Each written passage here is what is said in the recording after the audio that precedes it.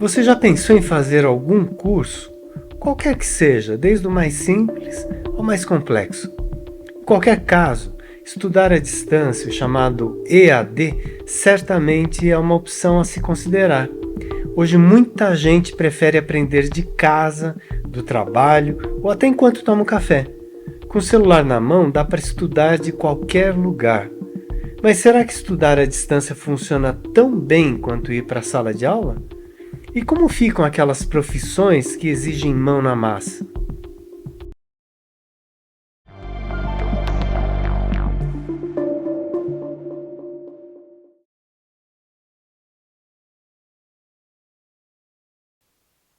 Vamos começar com alguns dados rápidos. No Brasil, o número de alunos no EAD cresceu impressionantes 474% entre os anos de 2011 e 2021, enquanto as matrículas em cursos presenciais diminuíram em 23,4%. Isso não é só aqui. No mundo todo, essa tendência é ainda mais forte. Em alguns países, o número de universitários à distância já supera dos presenciais. Isso acontece porque o EAD oferece algumas vantagens importantes. Você economiza o tempo e os custos de deslocamento, como transporte e alimentação. Além disso, o valor dos cursos EAD costuma ser mais acessível do que os presenciais. Mais ainda, o diploma EAD tem a mesma validade que do curso presencial. Mas será que essa modalidade realmente prepara o aluno para o mercado de trabalho? Os cursos à distância geralmente são bem organizados e padronizados. Isso ajuda o aluno a seguir uma trilha de estudo e evita a dificuldade em se organizar sozinho e de encontrar conteúdo confiável na internet. Mas será que isso é suficiente? E o que dizer dos cursos que exigem prática, como medicina, enfermagem e a própria pedagogia? Dá para ensinar tudo através de vídeo e apostilas? Como um aluno estudando através do EAD vai conseguir experiência prática? Alguns defendem que estágios e residências podem resolver a questão da prática, combinando o melhor das formas presencial e à distância.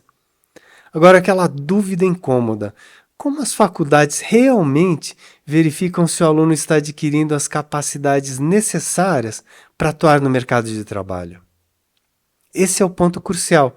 Afinal, o que o mercado indica daquilo que realmente espera de um recém-formado?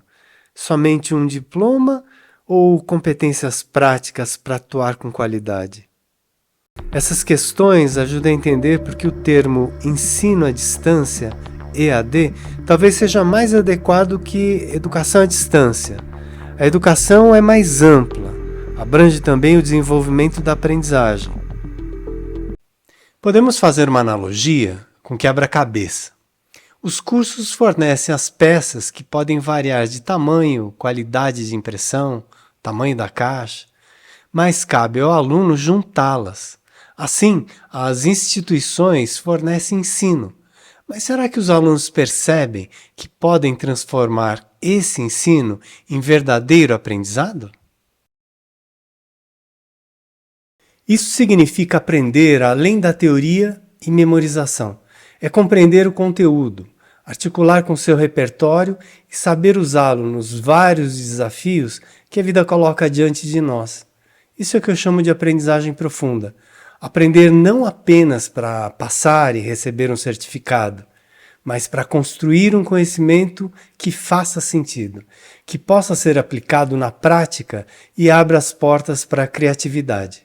Para explicar o que eu quero dizer com aprendizagem profunda, eu vou usar o famoso Teorema de Pitágoras, porque muitas pessoas perguntam: para que serve isso? Onde eu vou usar isso na minha vida? O Teorema de Pitágoras é aquele que fala do triângulo retângulo, que é aquele triângulo que tem um ângulo reto, está representado por aquele quadradinho, aquela bolinha lá no centro, um ângulo de 90 graus. E eu representei por A, B e C as medidas, os comprimentos dos lados desse triângulo.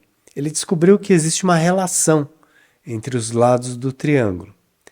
Normalmente, a primeira utilização desse teorema é aplicando em relação aos comprimentos dos lados. Então, por exemplo, um comprimento vale 3, o outro vale 4. Qual a medida da hipotenusa, ou seja, do lado maior, aquele lado que fica oposto ao ângulo reto? Então, essa é uma primeira aplicação e muita gente para por aí, quer dizer, memoriza isso e consegue aplicar, identificar o triângulo retângulo e aplicar nas provas.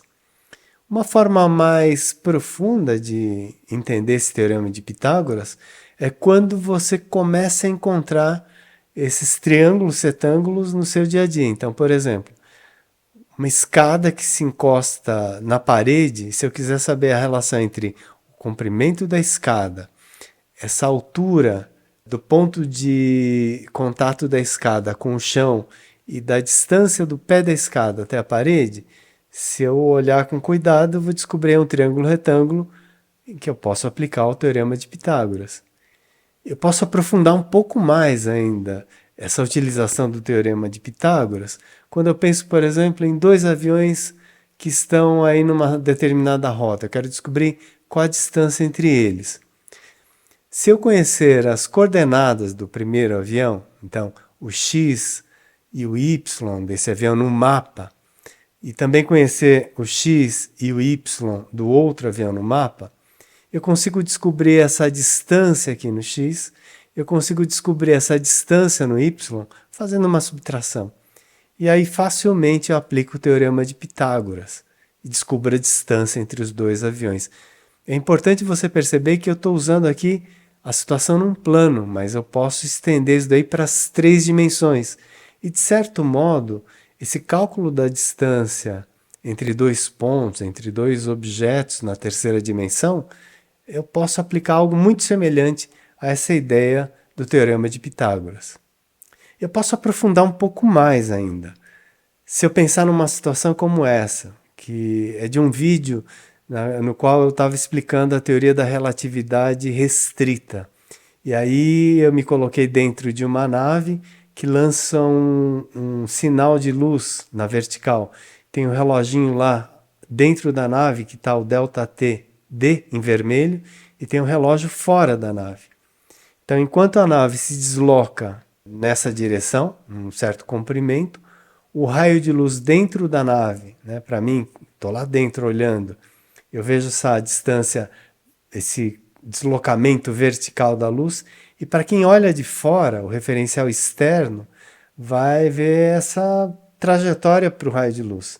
Ou seja, de novo, estou aplicando aqui o teorema de Pitágoras para encontrar a relação entre o intervalo de tempo percebido por alguém de fora da nave em relação ao intervalo de tempo percebido por quem está dentro da nave.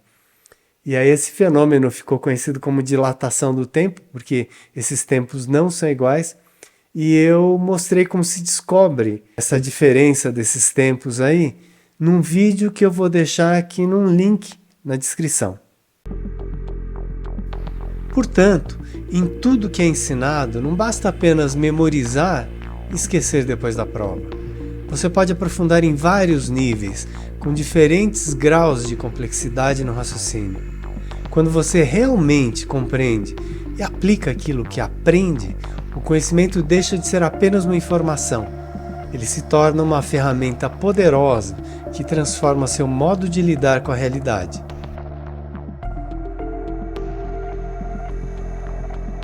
Então, não é só uma questão de escolher entre o ensino presencial ou a distância.